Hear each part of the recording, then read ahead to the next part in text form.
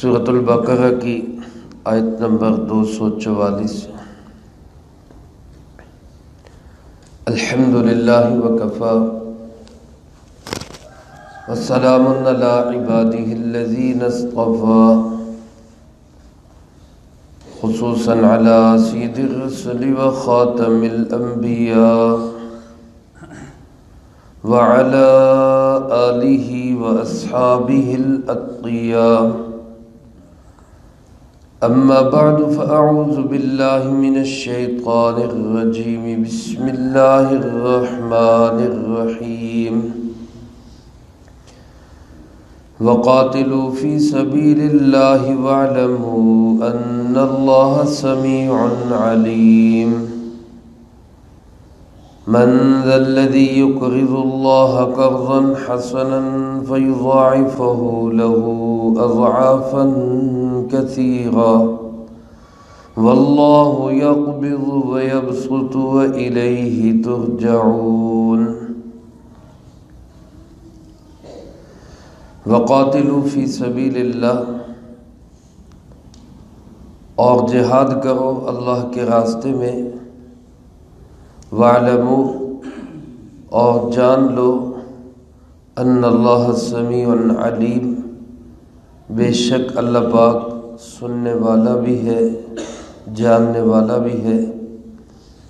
من ذا الذی یقرض اللہ قرضا حسنا، کون ہے وہ جو اللہ کو قرض دے، اچھا قرض، فَيُضَاعِفَهُ لَهُ أَضْعَافًا كَثِيرًا، سو وہ بڑھا دے اس کے لیے دگنا چگنا۔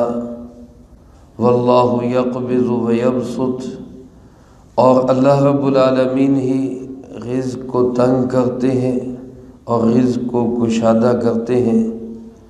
وَإِلَيْهِ تُرْجَعُونَ، اور اسی کی طرف تم سب لوٹائے جاؤ گے۔ اس سے پہلی آیت مبارکہ میں جہاد کی تمہید کے طور پر اللہ رب العالمین نے یہ بات ارشاد فرمائی کہ موت اپنے وقت سے پہلے کسی کو نہیں آتی، اور جب موت کا وقت آ جاتا ہے تو پھر لاکھ انسان چاہے وہ ٹل نہیں سکتی، وہ آ کے رہتی ہے۔ ایک قوم کا واقعہ ذکر کیا جو موت سے بچنے کے لیے گھروں سے بھاگ کر میدانوں میں چلے گئے، لیکن پھر بھی وہ موت سے بچ نہیں سکے۔ تو جب یہ بات طے ہو گئی کہ کوئی بھی انسان موت سے بچ نہیں سکتا، اور جب موت آ جاتی ہے تو پھر کوئی انسان اس کو روک نہیں سکتا، تو اللہ پاک فرماتے پھر جہاد سے، قتال سے، اللہ کے راستے میں لڑنے سے کیوں جی چراتے ہو؟ پھر لڑو۔ انسان اللہ کی راہ میں جہاد کرنے سے اسی لیے بچتا ہے کہ کہیں مر نہ جاؤ۔ اللہ پاک فرماتے ہیں کہ بچ تو پھر بھی نہیں سکتے، موت تو پھر بھی آنی آنی ہے۔ اور جہاد میں ضروری نہیں ہے کہ انسان مر ہی جائے، جیسے کل میں نے عرض کیا حضرت خالد بن ولید رضی اللہ تعالیٰ عنہ ساری زندگی جنگوں میں گزاری ہے، لیکن اللہ کی شان ہے کہ موت بستر پہ آئی ہے۔ تو جب انسان کو موت آنی ہے وہ آ ہی جانی ہے، اس کو کوئی روک نہیں سکتا۔ میدان جہاد میں جانے سے کوئی مرتا نہیں، اور نہ جانے سے کوئی بچتا نہیں۔ تو جب موت آنی ہی آنی ہے تو اللہ کے لیے کیوں نہ مرے؟ جس اللہ نے زندگی دی ہے اس پہ جان کیوں نچھاور نہ کر دے؟ تو اللہ پاک فرماتے قاتلوا فی سبیل اللہ، اس لیے اللہ کے راستے میں قتال کرو، لڑو، جہاد کرو۔ میرے محترم دوستو، جہاد ایک وہ عظیم راستہ ہے جو عزت کا راستہ ہے۔ جناب محمد کریم صلی اللہ علیہ وآلہ وسلم نے ارشاد فرمایا اذا ترکتم الجہاد فسلط اللہ علیکم الذلہ، جب تم جہاد چھوڑ دو گے تو اللہ تم پر ذلت مسلط کر دے گا، اور یہ ذلت تب تک ختم نہیں ہوگی جب تک تم اپنے دین یعنی جہاد کی طرف واپس نہیں آ جاؤ گے۔ آج میرے عزیز دوستو ہم دیکھ لیں، دنیا بھر میں مسلمان مظلوم ہے، پریشان ہے، مارا جا رہا ہے، ستایا جا رہا ہے، ظلم و ستم کا نشانہ بنا ہوا ہے اور ظلم و ستم کی چکی میں پس رہا ہے۔ اور وجہ کیا ہے کہ ہم لوگوں نے جہاد کا راستہ چھوڑ دیا۔ عمومی طور پر چند گروپ، چند جماعتیں، چند لوگ جہاد کرتے ہیں، لیکن عمومی طور پر 57 اسلامی ممالک ہیں، لیکن ان میں جذبہ جہاد کا عظیم فقدان ہے، بہت سخت فقدان ہے۔ ہمارے پڑوس میں جنہوں نے جہاد کا راستہ اختیار کیا، اللہ پاک نے دیکھے ان کو کیسی کامیابیاں دیں اور کیسی عزتیں دی۔ آج بھی ہمیں قرآن کریم عوام کو بھی، خواص کو بھی، پبلک کو بھی، حکمرانوں کو بھی یہی درس دیتا ہے کہ جہاد کے راستے کو چھوڑو نہ۔ اور حدیث پاک میں آپ صلی اللہ علیہ وسلم نے فرمایا الجہاد ماضٍ الی یوم القیامہ، جہاد قیامت تک جاری رہے گا۔ اور ایک حدیث پاک میں آپ صلی اللہ علیہ وآلہ وسلم نے ارشاد فرمایا، جس کا مفہوم یوں ہے کہ میری امت کی ایک جماعت ہمیشہ دین کی محنت میں لگی رہے گی، جہاد میں لگی رہے گی، اور اللہ ان کی مدد و نصرت کرے گا۔ جہاد کی اصل شکل اور اصل اس کا مصداق تو میدان جہاد میں کافروں سے لڑنا، یہ اس کا سب سے بڑا مصداق ہے۔ بلکہ یہاں جو لفظ ارشاد فرمایا گیا وہ قاتلو کا ہے، قتال کرو۔ قتال کا معنی ایک دوسرے کے ساتھ لڑنا۔ جہاد دین کی جد و جہد اور محنت، اس کا مفہوم کچھ وسیع ہے۔ اس میں تعلیم کی محنت ہو، اس میں تصنیف کی محنت ہو، اس میں دین کی واعظ و نصیحت کی محنت ہو، اس میں تبلیغ کی محنت ہو، اور اس میں جو ہے وہ اپنے آپ کے رذائل کو ختم کرنا اور اپنے اندر اوصاف اور خصائل حمیدہ کو پیدا کرنا، نفس کے خلاف جہاد، یہ بھی ایک جہاد ہے۔ یعنی دین کی کسی نہ کسی محنت میں انسان لگا ہو، کہیں سیاست کی شکل میں محنت ہوگی، کہیں تبلیغ کی شکل میں محنت ہوگی۔ اب اللہ کے راستے میں نکلنے کا جذبہ ہی پیدا کرنا، یہی تبلیغ کی محنت ہے کہ ہم اللہ کے لیے کم از کم نکلنے کا جذبہ تو پیدا کریں اپنے دلوں۔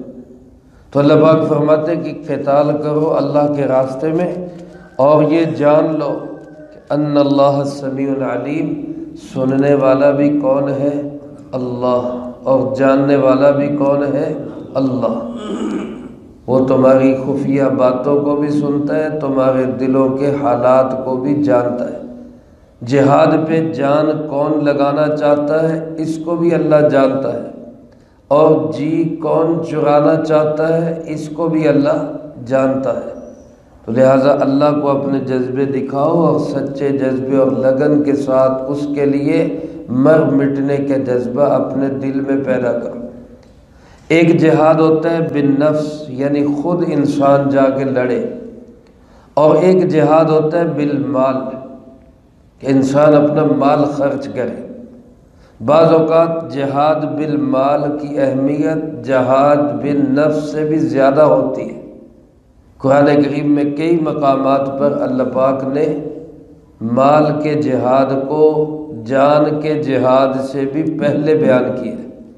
جاہدوا باموالکم وانفسکم، جہاد کرو اپنے مال کے ساتھ اور اپنی جان کے ساتھ۔ تو مال کا لگانا یہ بھی ایک بہت بڑا جہاد ہے۔ ایک حدیث پاک میں آپ صلی اللہ علیہ وسلم نے ارشاد فرمایا، جس کا مفہوم یوں ہے، من جہز غازیا، جس شخص نے کسی غازی کو، کسی مجاہد کو سامان جہاد فراہم کر دیا، یا اس کے کھانے پینے کا بندوبست کر دیا، یا اس کے جہاد کے لیے جانے کے بعد اس کے گھر بار کا خیال رکھا، اس کے بچوں کا خیال رکھا، تو اللہ کے محبوب صلی اللہ علیہ وسلم نے ارشاد فرمایا فقد غزا، اس نے بھی گویا کہ جہاد میں حصہ لے لیا۔ تو یہ بھی ایک جہاد ہے۔ آج ہمارے فلسطینی مجاہدین بھائی دنیا کے سب سے بڑے دہشت گرد اسرائیل کے مقابلے میں اگر سینہ تانے اور اپنی جانیں ہتھیلی پہ رکھ کر اس کا مقابلہ کر رہے ہیں، تو پوری امت مسلمہ کا فرض بنتا ہے کہ مالی اعتبار سے ان کو سپورٹ کرے، ان کو مال فراہم کرے۔ اور الحمدللہ آپ حضرات نے سنا اور دیکھا ہوگا، اللہ کے فضل و کرم سے ہمارے علماء کے سرتاج مولانا فضل الرحمان خود وہاں پہنچ کر ان کو مالی امداد کی پہلی قسط فراہم کر چکے ہیں۔ میرے محترم دوستو، اور بھی بہت سارے لوگ اس معاملے میں کام کر رہے ہیں، لیکن ہمیں کم از کم ان کا سپورٹر بننا چاہیے، ان کا حمایتی بننا چاہیے۔ یہ ایک بہت بڑا جہاد کر رہے ہیں، جس جہاد میں پورے عالم اسلام کی حفاظت ہے۔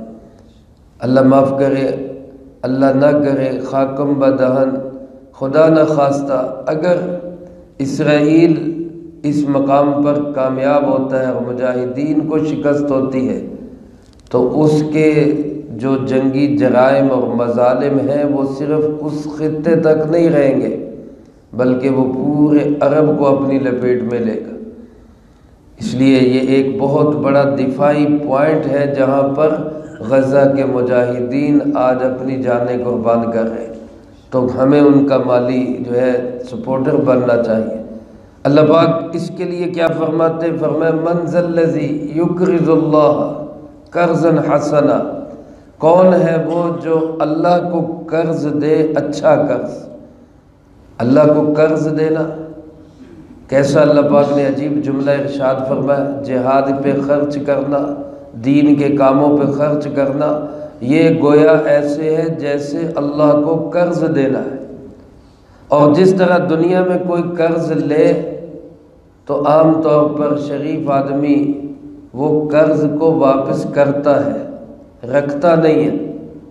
اللہ رب العالمین جو سب کریموں میں کریم ہے، سب رحیموں میں سب سے بڑا ارحم ہے، اللہ رب العالمین بھی کسی کا دیا ہوا رکھے گا نہیں۔ اللہ کی شان دیکھیں، اللہ کا اپنا ہی دیا ہوا ہے، اپنا ہی دے کر اللہ پاک پھر کہہ رہے مجھے اس میں سے قرض دو۔ یہ صرف ہمیں نوازنے کے لیے، جیسے کوئی باپ اپنے بچے کو کچھ پیسے دے اور پھر بچے سے کہے بیٹا یہ 1 روپیہ مجھے دو، اب وہ سعادت مند بیٹا فوراً ابا جی کے ہاتھ پہ رکھ دے، تو ابا جی وہ 1 رکھتے نہیں ہیں بلکہ زیادہ کر کے اس کو دے دیتے ہیں کہ بڑا اچھا بچہ ہے۔ اللہ رب العالمین نے خود ہمیں دیا اور ہمیں دے کر پھر ہم سے کہہ رہے ہیں کہ اللہ کو قرض کون دے گا؟ اب کچھ لوگوں نے تو اس پہ اللہ کا مذاق اڑایا، لو جی اللہ غریب ہو گیا، نعوذ باللہ من ذالک، اور اللہ پاک اب قرض مانگ رہے ہیں۔ یہودیوں نے یہ مذاق اڑایا، قرآن کریم نے اس کو ذکر کیا، لقد سمع اللہ قول الذین قالوا ان اللہ فقیر ونحن اغنیاء، اللہ نے ان لوگوں کی بات سن لی جو کہتے ہیں اللہ فقیر ہو گیا، ہم مالدار ہو گئے، نعوذ باللہ من ذالک۔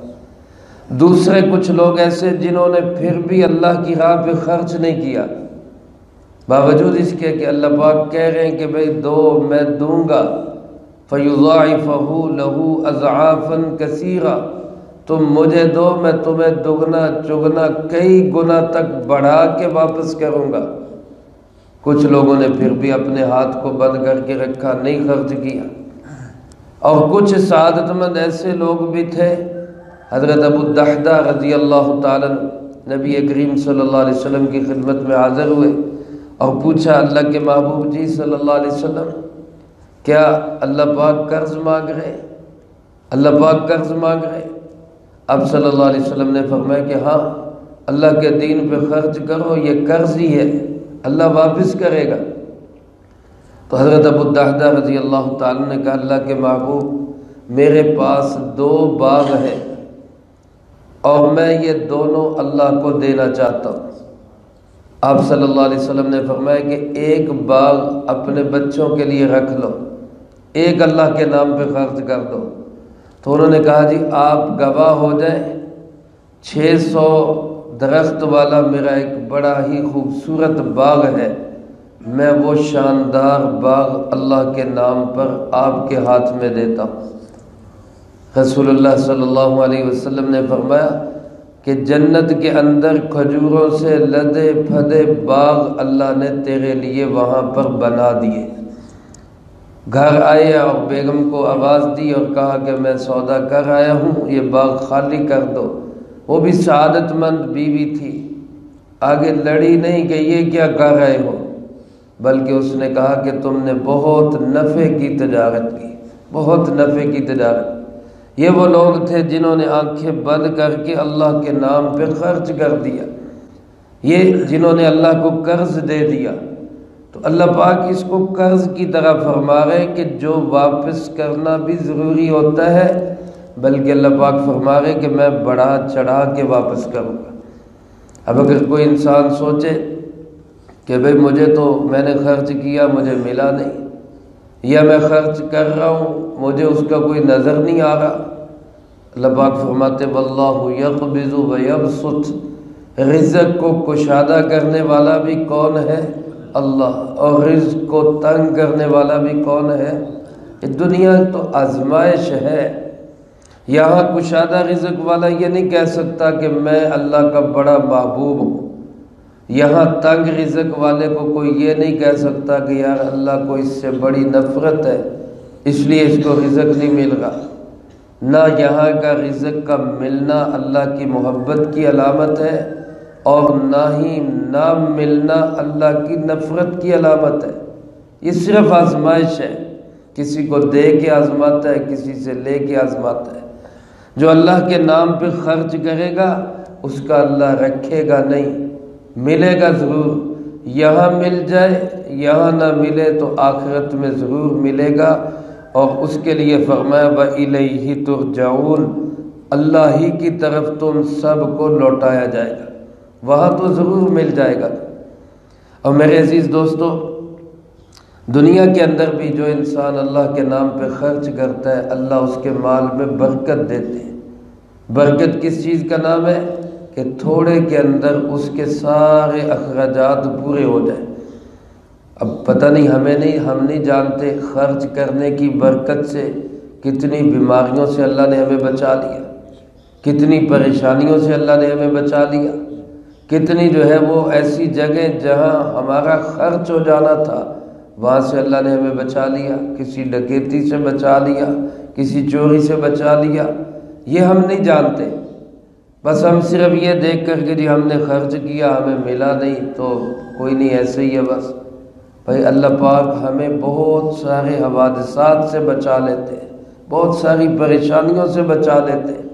ایک صدقہ جو ہے، فرمائے کھجور کا ایک دانہ بھی صدقہ کرو تو اللہ اس کو ایسے پالتے ہیں جیسے کہ تم گھوڑے کے بچے کو پالتے ہو، جس طرح تم بچھیرے کو پالتے ہو ایسے اللہ اس کی پرورش کرتے ہیں، اور احد پہاڑ سے زیادہ بڑھا چڑھا کے اس کا اجر و ثواب عطا فرماتے ہیں۔ اس لیے انسان کو پریشان نہیں ہونا چاہیے، بلکہ راہ خدا میں نیکی کے کاموں میں دل کھول کر بڑھ چڑھ کے خرچ کرنے کا جذبہ اپنے اندر پیدا کرنا چاہیے۔ اور ایک یہ مسئلہ بھی سن لیں، اللہ پاک یہاں فرما رہے کہ میں بڑھا چڑھا کے دوں گا۔ تو علماء نے لکھا ہے کہ اگر کوئی انسان کسی کو قرض دیتا ہے، ایک تو قرض دینا یہ بہت بڑا ثواب ہے، قرض دینا بہت بڑا ثواب ہے۔ ایک حدیث پاک میں فرمایا صدقے کا اجر اگر 10 گنا ہے، مفہوم اس کا یوں ہے، صدقے کا اجر اگر 10 گنا ہے تو قرضہ دینے کا اجر 18 گنا ہے۔ قرض کا ثواب صدقے سے بھی گویا بڑھ جاتا ہے۔ آپ نے حضرت جبرائیل علیہ السلام سے پوچھا کہ اس کی وجہ کیا ہے، تو انہوں نے فرمایا کہ جو صدقہ لیتا ہے یا سائل ہے، سوال کرتا ہے، مانگتا ہے، اس کے پاس تو کچھ ہوتا ہے وہ پھر بھی مانگتا ہے، لیکن قرض وہی بندہ مانگتا ہے جس کے پاس ہوتا نہیں ہے کچھ۔ تو قرض والا زیادہ محتاج ہوتا ہے، اس کی مدد کرنے پہ اجر بھی زیادہ ہے۔ لیکن اس میں جتنا قرض لیا اتنا ہی واپس کرنا ضروری ہوتا ہے۔ اگر کہے کہ میں آپ کو قرض دے رہا ہوں 10,000 قرض دے رہا ہوں، میں نے لینا 11,000 ہے، تو یہ کیا بن جائے گا؟ یہ سود بن جائے گا، یہ حرام ہے۔ لیکن اگر طے نہیں کرتا، جس نے قرض لیا ہے وہ خود بڑھا کے دے دیتا ہے، اپنی طرف سے وہ اس میں کہہ دیتا ہے کہ یار چلو آپ نے تو مجھ سے طے نہیں کیا، نہ میں نے طے کیا ہے، لیکن میں اپنی طرف سے، آپ نے میری مدد کی لہذا میں اپنی طرف سے آپ کو کچھ بڑھا کے دے رہا ہوں، تو یہ بہت زیادہ اجر کی بات ہے، یہ سود نہیں ہوگا، بلکہ یہ آپ صلی اللہ علیہ وسلم کے فرمان کا مفہوم ہے۔ آپ نے فرمایا کہ جو قرض ادا کرے وہ اچھے طریقے سے ادا کرے۔ اچھے طریقے سے ادائیگی کیا ہے؟ کہ اس میں اپنی طرف سے کچھ انعامی طور پر اس کو دے دے، اس کی مدد کر دے، یا اس کے ساتھ نیکی کر دے، اس کو بھی اجر ملے گا، اس کو بھی اجر ملے گا۔ تو طے کر کے لینا یہ سود ہے۔ طے نہ ہو، نہ دل دماغ میں ہو، نہ دینے والے کی نیت ہو، نہ لینے والے کی نیت ہو، لیکن وہ اپنی طرف سے بڑھا کے دے، تو یہ بہت اجر اور ثواب کی بات ہے۔ خود سرکار دو عالم صلی اللہ علیہ وسلم کا عمل بھی یہی ہے، آپ جب کسی سے قرض لیتے اور واپس کرتے تو اس کو بڑھا کے واپس کیا کرتے تھے۔ اللہ مجھے آپ کو سب کو ان مسائل کی سمجھ بھی نصیب فرمائے اور راہ خدا پہ خرچ کرنے کی بھی توفیق نصیب فرمائے۔ جو کہا سنا اس کو زندگی میں لا کے دوسروں تک پہنچانے کی توفیق عطا فرمائے۔ اللہم انت السلام ومنک السلام تبارکت ربنا وتعالیت یا ذا الجلال والاکرام۔ اللہم اعنا علی ذکرک وشکرک وحسن عبادتک۔ اللہم احسن عاقبتنا فی الامور کلها واجرنا